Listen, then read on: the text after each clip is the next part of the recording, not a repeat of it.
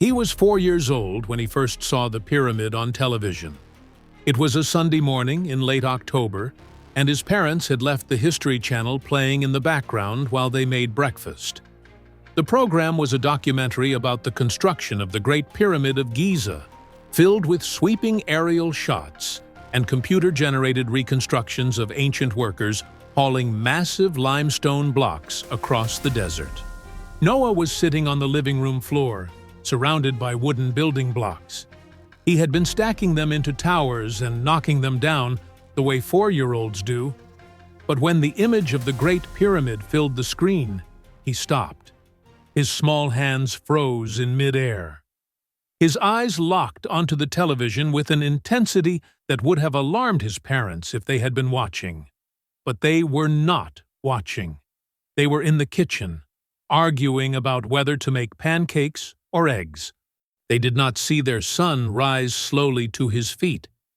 They did not see him walk toward the television screen as if drawn by an invisible force. They did not see him press his small palm against the glass, directly over the image of the pyramid. They did not hear him whisper. They did not finish it. Michelle was the first to notice something was wrong. She had come into the living room carrying a plate of pancakes, expecting to find her son playing with his blocks. Instead, she found him standing inches from the television, his hand pressed against the screen, his body completely still. "Noah?" she said. "Honey, what are you doing?" Noah did not turn around. His eyes remained fixed on the pyramid. "They stopped," he said. His voice was strange, flat, like he was reciting something he had memorized long ago. "They were supposed to finish it, but they stopped. The chamber is empty. It was not supposed to be empty." Michelle set down the plate of pancakes. A cold feeling was spreading through her chest, though she could not have explained why. "What chamber, sweetheart? What are you talking about?" Noah finally turned to look at his mother. His eyes were wet with tears, but he was not crying. Not really. The tears seemed to be leaking out on their own, as if his body was responding to an emotion that his 4-year-old mind could not fully process. "The chamber inside," he said. "The big one. The one nobody knows about. It was supposed to hold the words, all the words, everything they knew. But something happened, and they had to stop. And now the chamber is empty, and all the words are lost." Michelle felt her legs go weak. She sat down heavily on the arm of the couch. "Noah," she said carefully, "have you seen this show before? Did Daddy show you something about pyramids?" Noah shook his head. He turned back to the television, where the documentary was now showing a cross-section diagram of the pyramid's interior. The known chambers were highlighted in yellow: the king's chamber near the top, the queen's chamber below it, the grand gallery, the underground chamber carved into the bedrock. "That picture is wrong," Noah said. He pointed at the screen. "There is more. There is a big empty space above the other rooms. Very big. But nobody put anything in it. They were supposed to, but they did not." Michelle stared at her son. She had no idea what he was talking about. She had never studied Egyptian history. She did not know anything about the internal structure of the pyramids. She did not know that her son had just described something that scientists would not discover for another 3 years. She did not know that in 2017, an international team of researchers would announce the detection of a massive void inside the Great Pyramid, located directly above the Grand Gallery. A void approximately 100 feet long. A void that had remained hidden for 4,500 years. A void that matched, almost exactly, what her 4-year-old son had just described. Robert came into the living room, wiping his hands on a dish towel. He saw his wife sitting on the arm of the couch, pale and shaken. He saw his son standing in front of the television, staring at images of ancient Egypt. "What is going on?" he asked. Is everything okay? Michelle looked at her husband. Her mouth opened and closed, but no words came out. Noah answered for her. "Daddy," he said, "can we go to the pyramid? I need to show them where they stopped. I need to show them what is missing." Robert laughed nervously. He looked at Michelle, expecting her to share the joke. But Michelle was not laughing. She was staring at their son with an expression Robert had never seen before. An expression that frightened him. "Buddy," Robert said, "the pyramids are very far away. In Egypt. We cannot just go there." Noah's face crumpled with frustration. "But they need to know," he said. His small hands clenched into fists. "The chamber is empty. It was not supposed to be empty. All the words are gone. Everything they learned. Everything they wanted to save. It is all gone because they stopped too soon." He began to cry in earnest now. Not the theatrical crying of a child who wants attention, but the deep, heaving sobs of genuine grief. They were so close, he wept. They almost finished. But then the water came, and people got sick, and they had to stop. And now nobody remembers. Nobody knows what was supposed to be there. Michelle gathered her son into her arms. She held him tight, feeling his small body shake with sobs. Over his head, she met her husband's eyes. She saw her own confusion and fear reflected back at her. "What the hell is going on?" Robert mouthed silently. Michelle had no answer. She just held her son and let him cry. That night, after Noah had finally fallen asleep, Michelle and Robert sat at the kitchen table and tried to make sense of what had happened. "Kids say weird things," Robert said. He was on his third beer, trying to calm his nerves. "Remember when he said he used to be a bird? He was convinced he could fly. We had to keep him off the back of the couch for a month." Michelle shook her head. "This was different, Rob. Did you see his face? Did you hear him? That was not imagination. That was— I do not know what that was." Robert took a long drink. "So what are you saying? Our 4-year-old has secret knowledge about the pyramids?" "I do not know what I am saying," Michelle admitted. "But I am going to find out." She pulled her laptop across the table and began typing. Robert watched her, saying nothing. Michelle searched for information about the internal structure of the Great Pyramid. She found diagrams showing the known chambers. The King's Chamber, with its 5 relieving chambers stacked above it. The Queen's Chamber, whose purpose remained unclear. The Grand Gallery, a spectacular corbelled passage leading upward. And the subterranean chamber, cut into the bedrock below the pyramid. She found nothing about a large empty space above the Grand Gallery. Because it had not been discovered yet, Michelle searched for alternative theories about the pyramid's construction. She found no shortage of speculation. Some researchers believed there were additional chambers waiting to be found. Some believed the pyramid had been built in stages, with plans changing over time. Some believed the construction had been interrupted by some catastrophic event. But none of this was mainstream. None of it was proven. And none of it explained how her 4-year-old son had described a hidden void with such certainty. Michelle closed her laptop. She sat in the dark kitchen, listening to the hum of the refrigerator and the distant sound of traffic. "What do you know, Noah?" she thought. "And how do you know it?" Over the following weeks, Michelle began to document her son's statements. She bought a journal and wrote down everything Noah said about the pyramid, about ancient Egypt, about the empty chamber, and the missing words. She did not tell Robert what she was doing. He had made it clear that he thought she was overreacting. "Kids have active imaginations," he kept saying. "Let it go." But Michelle could not let it go. Because Noah kept talking about it. He talked about it at breakfast while eating his cereal. He talked about it in the car, on the way to preschool. He talked about it at bedtime, when Michelle came to tuck him in. And the details he provided were extraordinary. He described the workers who had built the pyramid. He said there were thousands of them, living in a city near the construction site. He said they were not slaves, as many people believed.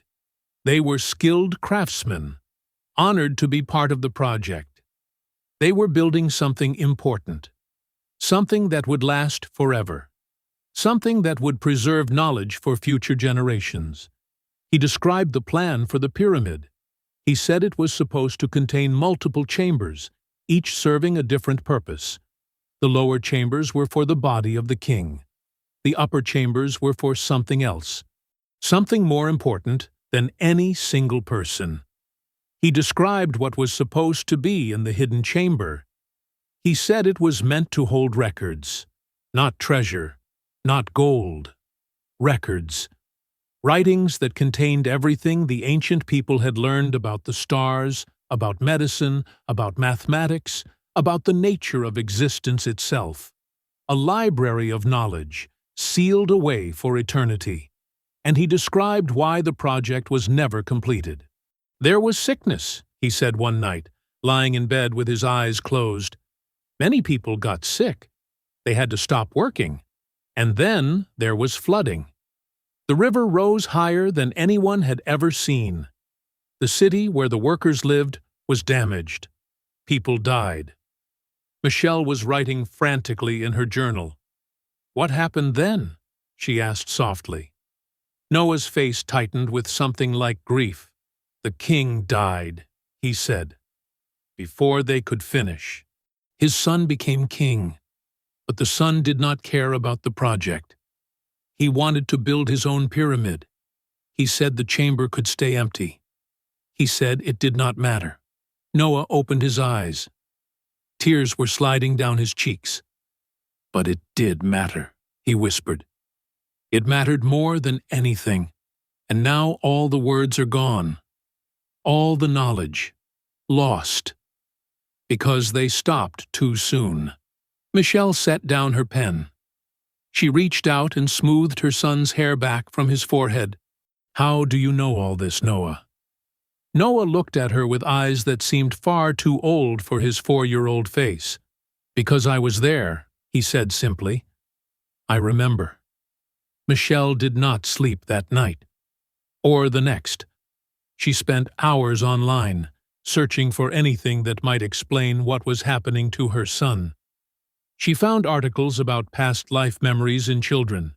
She found research papers from the University of Virginia, documenting cases of children who claimed to remember previous lives. She found stories that mirrored her own experience. Ordinary families confronted with children who spoke of events and places they had never seen, with details that could sometimes be verified. And she found something else. She found a community of researchers, parents, and believers who took these experiences seriously, who did not dismiss them as imagination or fantasy, who believed that consciousness might persist beyond death, carrying memories from one life to the next. Michelle was not sure what she believed, but she knew that something was happening with Noah, something real, something that deserved investigation. She found the contact information for a researcher who specialized in cases involving ancient historical memories. Her name was Dr. Patricia Hayes. She was based at a university in the Pacific Northwest and had published several papers on the subject. Michelle composed an email explaining Noah's statements about the pyramid, the empty chamber, the missing knowledge. She hit send before she could change her mind. 2 days later, Dr. Hayes responded. She had read Michelle's email with great interest. Cases involving ancient Egypt were rare, she wrote, but particularly valuable because there was so much historical and archaeological evidence to compare against. She asked if Michelle would be willing to share more details. Michelle responded immediately. Over the next several weeks, They exchanged dozens of emails. Michelle shared everything Noah had said. Dr. Hayes asked follow-up questions, probing for specific details that could potentially be verified.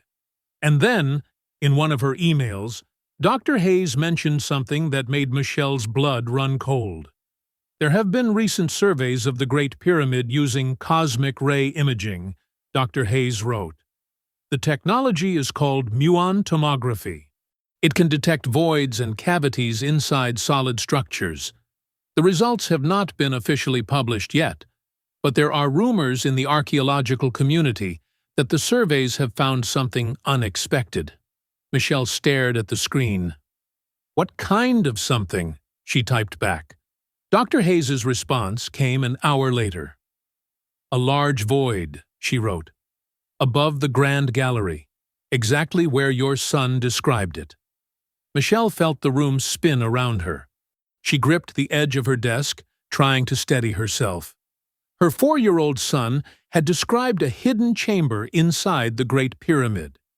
A chamber that scientists were only now discovering using cutting-edge technology. A chamber that had been sealed and hidden for more than 4,000 years. How was this possible? The official announcement came in November of 2017. An international team of researchers, using muon tomography, had detected a large void inside the Great Pyramid. The void was located above the Grand Gallery, previously unknown, at least 100 feet long. It was the first major discovery inside the pyramid since the 19th century. The news made headlines around the world. Scientists debated what the void might contain. Some suggested it was a structural feature, designed to reduce the weight on the chambers below. Others speculated it might be a hidden chamber, sealed since the pyramid was built. No one knew for certain. The void had not been physically accessed. Its contents, if any, remained a mystery. But in a small house in suburban Minneapolis, a mother sat staring at her television screen with tears streaming down her face. Because her son had known. Years before the announcement. Years before the technology existed to find it. Noah had known. Michelle called Dr. Hayes immediately. "I saw the news," Dr. Hayes said. Her voice was shaking. "Michelle, do you understand what this means?" Michelle could barely speak. How did he know? How could he possibly have known? "That is what I intend to find out," Dr. Hayes said. "Can you bring him to meet me?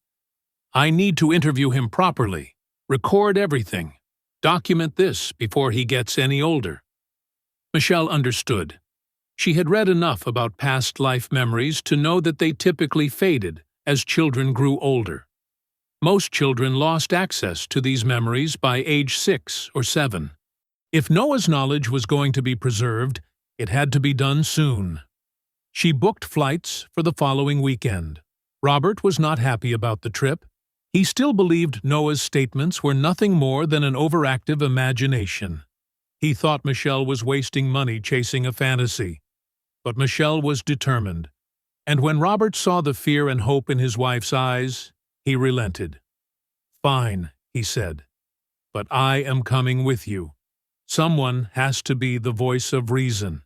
They flew to Seattle on a gray Friday afternoon. Dr. Hayes met them at the airport, a tall woman in her 60s with kind eyes and a firm handshake. She drove them to the university, where she had arranged a private room for the interview. Noah seemed unaffected by the journey. He had been quiet on the plane, staring out the window at the clouds below. He had not mentioned the pyramid or the empty chamber in several days. Michelle worried that the memories were already fading.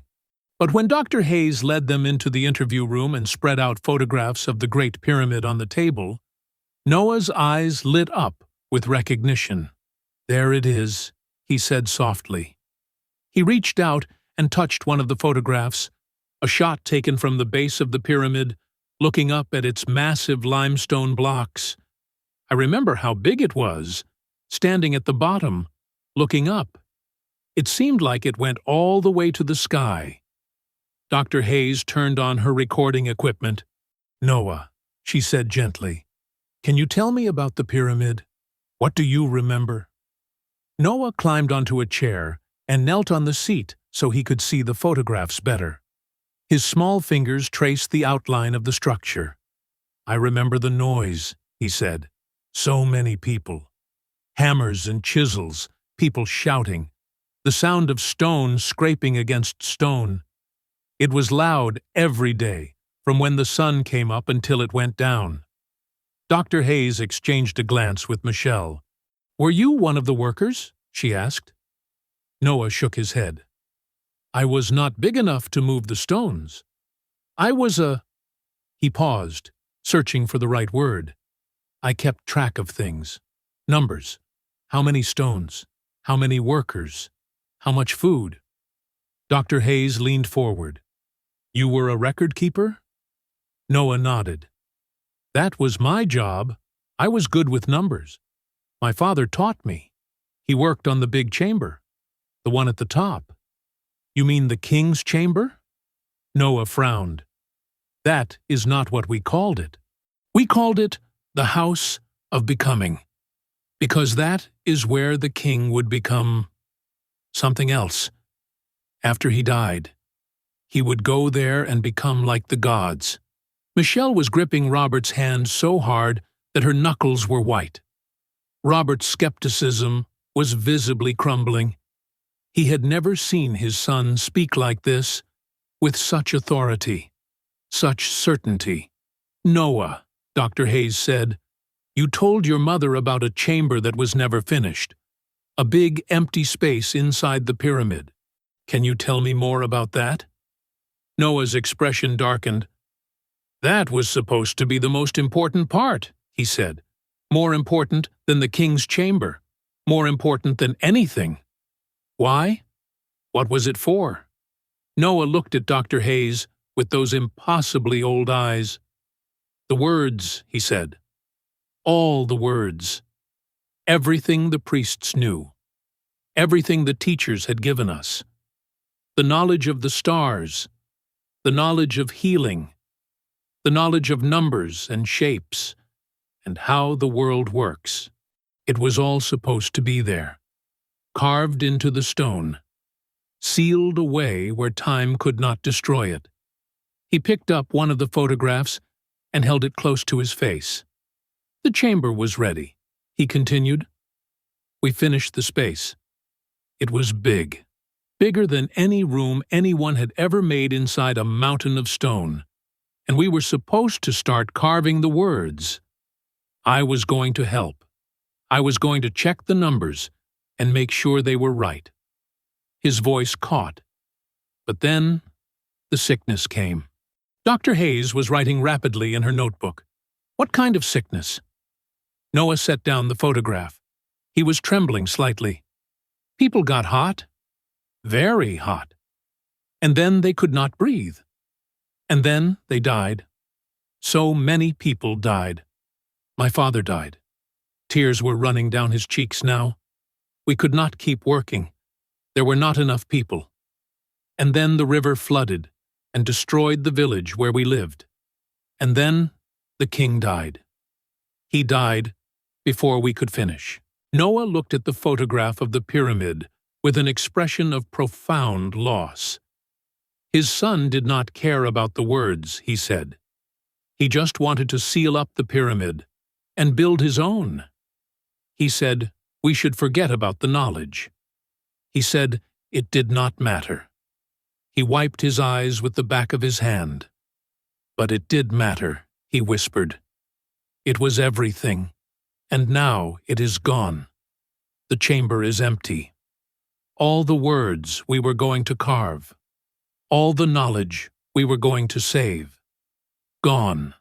Because they stopped too soon." The room was silent. Michelle was crying. Even Robert's eyes were wet. Dr. Hayes had stopped writing and was simply staring at the small boy who carried such ancient grief. "Noah," Dr. Hayes said finally. Her voice was barely above a whisper. "The scientists have have found something. A large empty space inside the pyramid, right where you said it would be. But they have not been able to look inside yet. They do not know what is there. Noah nodded. He did not seem surprised. I know, he said. It is empty. They will not find anything, because we never got to put anything in it. The chamber is ready. The walls are smooth.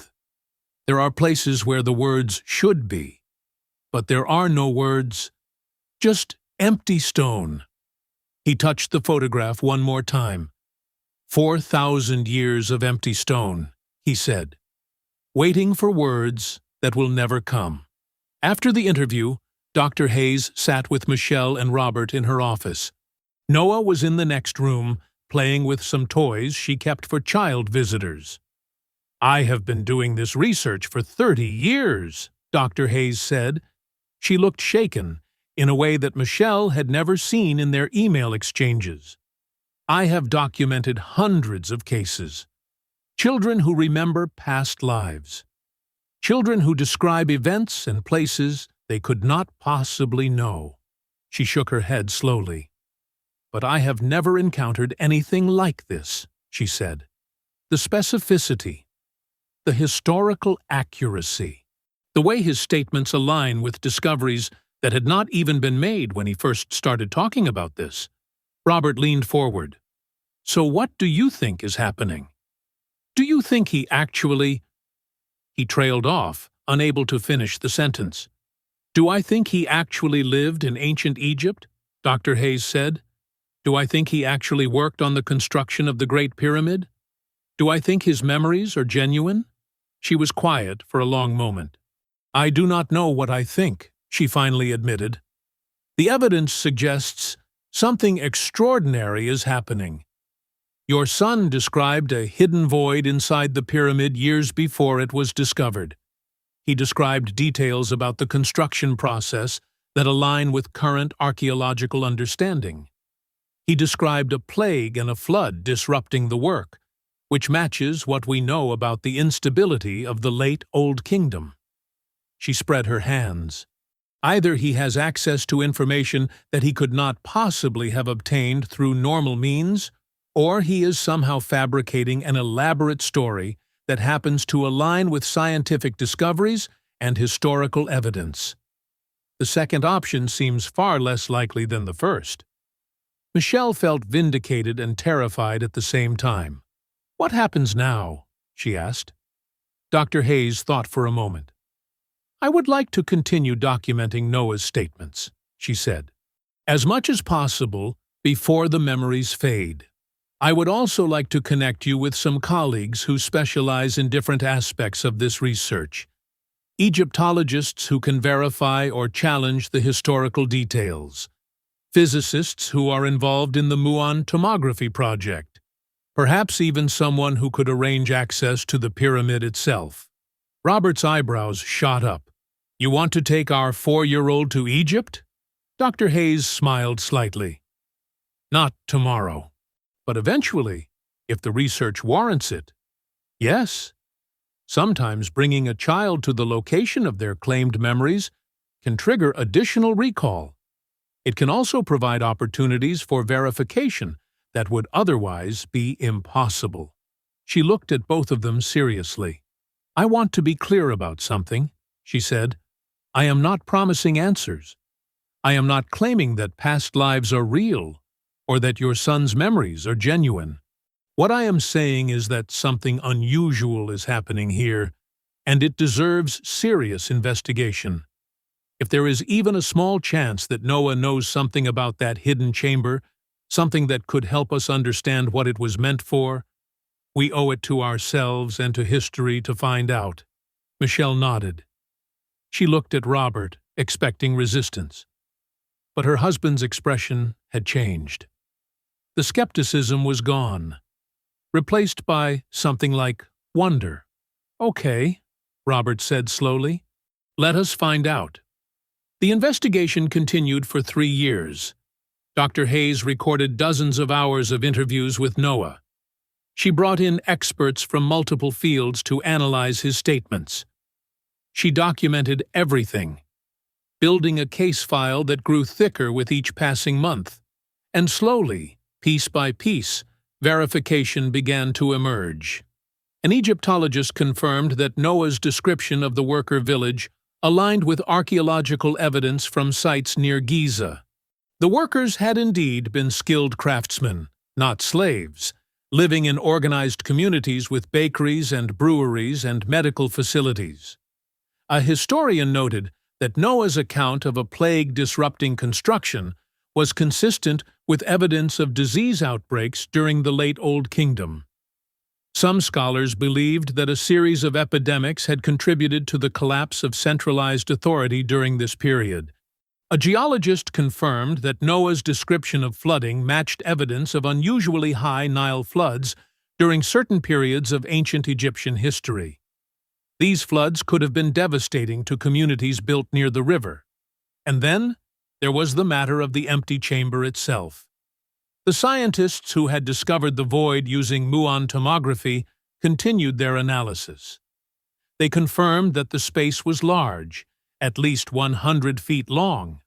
They confirmed that it was located above the Grand Gallery, but they could not determine what was inside, if anything. Some researchers proposed drilling a small hole and inserting a camera. Others argued that this would be too invasive, potentially damaging the ancient structure. The debate continued for years, but Noah already knew what they would find. "Nothing," he said, when Dr. Hayes asked him what he thought the scientists would see. "Just empty walls. The chamber is ready." It was always ready, but they never filled it. He was 7 years old now.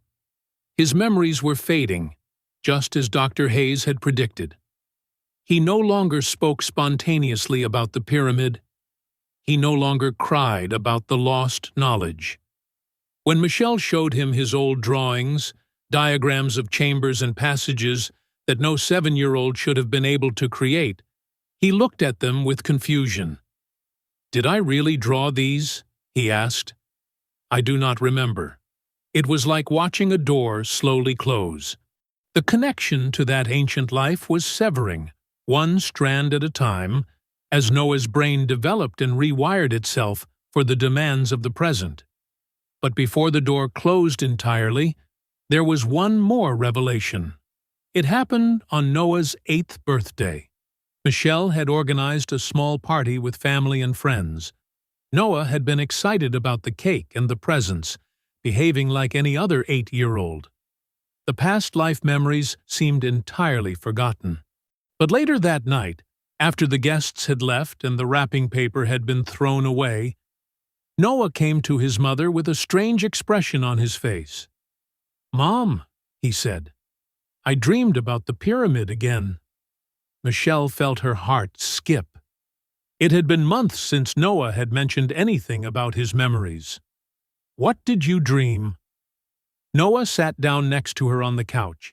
He was holding a piece of birthday cake in one hand, seemingly oblivious to the crumbs falling onto the cushions. "I dreamed I was old," he said. "Not like Grandpa old. Older. Really, really old. And I was sitting outside the pyramid, watching the sun go down, and I was thinking about the empty chamber." He took a bite of cake, chewing thoughtfully. "And I thought, maybe it is okay. Maybe it is okay that we did not finish." Michelle frowned. "Why would that be okay? You used to say the knowledge was lost forever." Noah shrugged. "In the dream, I thought that maybe we did finish. Just not the way we planned." He looked at his mother with eyes that flickered, just for a moment, with that ancient depth. "The words were supposed to be carved in stone," he said. "But stone breaks. Stone gets buried. Stone gets forgotten.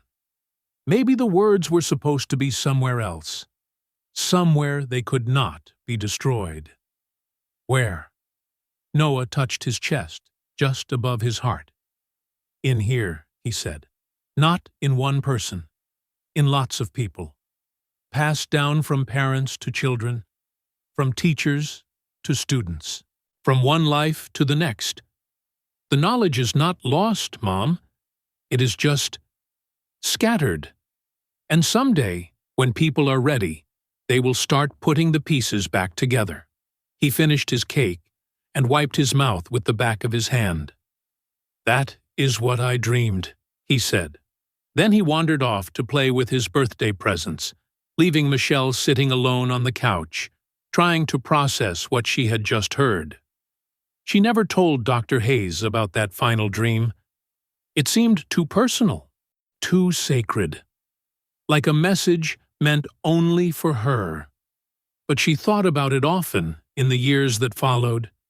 She thought about it when Noah went to middle school and high school, growing into a normal, happy teenager who showed no signs of remembering his ancient past. She thought about it when he went to college to study architecture, a career choice that might or might not have been influenced by memories buried too deep to access.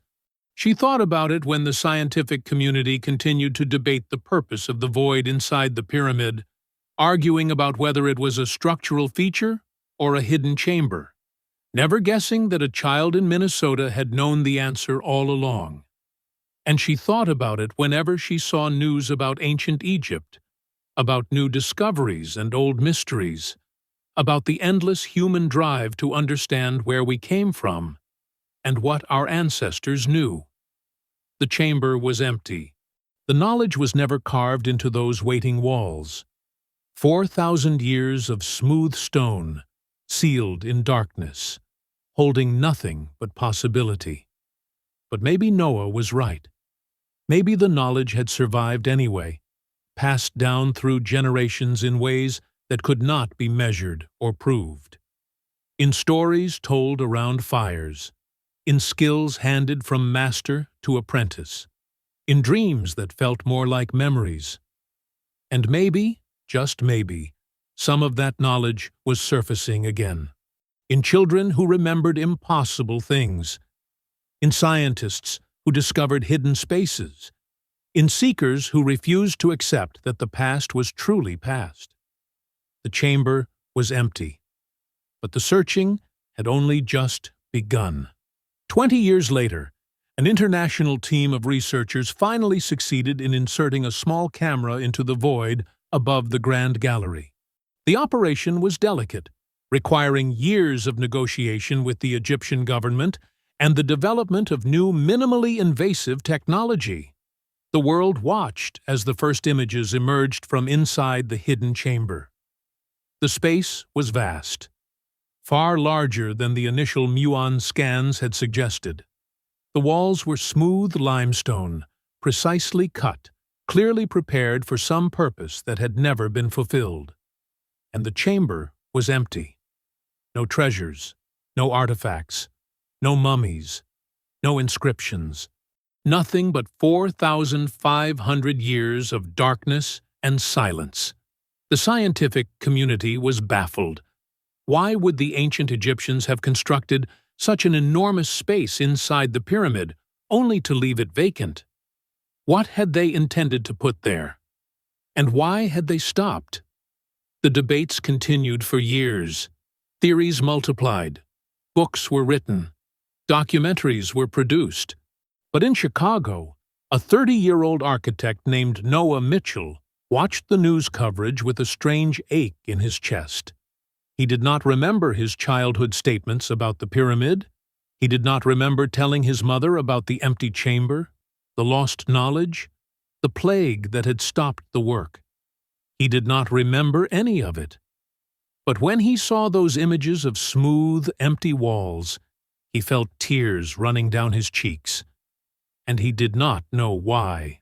His wife found him standing in front of the television, crying silently. "Noah?" she said, concerned. "What is wrong?" Noah shook his head. He wiped his eyes, embarrassed by his own emotion. "I do not know," he said. I feel like something was supposed to be there. Something important. And it is gone. It has been gone for so long." He looked at his wife with a bewildered expression. "Is that crazy?" he asked. It is just an empty room in an old building. Why does it make me so sad?" His wife put her arms around him. "It is not crazy," she said. "Sometimes we feel things we cannot explain. Maybe you just have a connection to Egypt. Maybe you should go there someday." Noah nodded slowly. "Maybe I should," he said. He made the trip 6 months later. He told himself it was for architectural inspiration. The pyramids were, after all, among the most impressive structures ever built. Any architect would benefit from seeing them in person. But standing at the base of the Great Pyramid, looking up at those massive blocks of limestone, Noah felt something shift inside him. A door that had been closed for decades creaked open, just a crack, letting through a sliver of light from somewhere very far away. He pressed his palm against the warm stone, and for just a moment, he heard something. Distant voices, the ring of chisels, the scrape of stone against stone, the sound of thousands of people working together to build something that would last forever. And underneath it all, a whisper. The words are not lost. They are waiting. They have always been waiting. And someday, you will remember.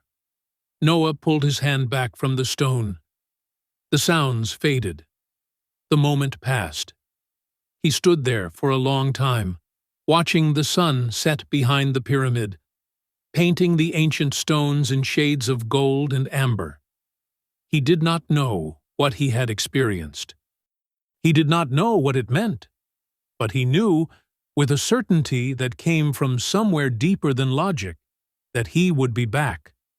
And he knew that the chamber, empty as it was, still had secrets to reveal. The knowledge was not lost. It was scattered, hidden, waiting to be remembered. And somewhere, in the dreams of children who had not yet been born, the words were already beginning to take shape again. 4,000 years was a long time to wait. But some truths are patient, and the pyramid had been waiting for far longer than that. The chamber remains empty. The scientists have confirmed it. Smooth walls of limestone, prepared for inscriptions that were never carved. A library that was never filled. Knowledge that was never preserved. Or was it? Perhaps Noah was right. Perhaps the words found another way to survive. Not carved in stone, but passed from mind to mind. From dreamer to dreamer. From one life to the next. Somewhere right now, a child is waking up from a dream they cannot explain. A dream of torchlight and limestone. A dream of workers building something meant to last forever. A dream of words that were supposed to be written, but never were. Perhaps that child will tell someone. Perhaps someone will listen. Perhaps, piece by piece, the knowledge will find its way back. The chamber has been waiting for 4,000 years. Perhaps it was waiting for you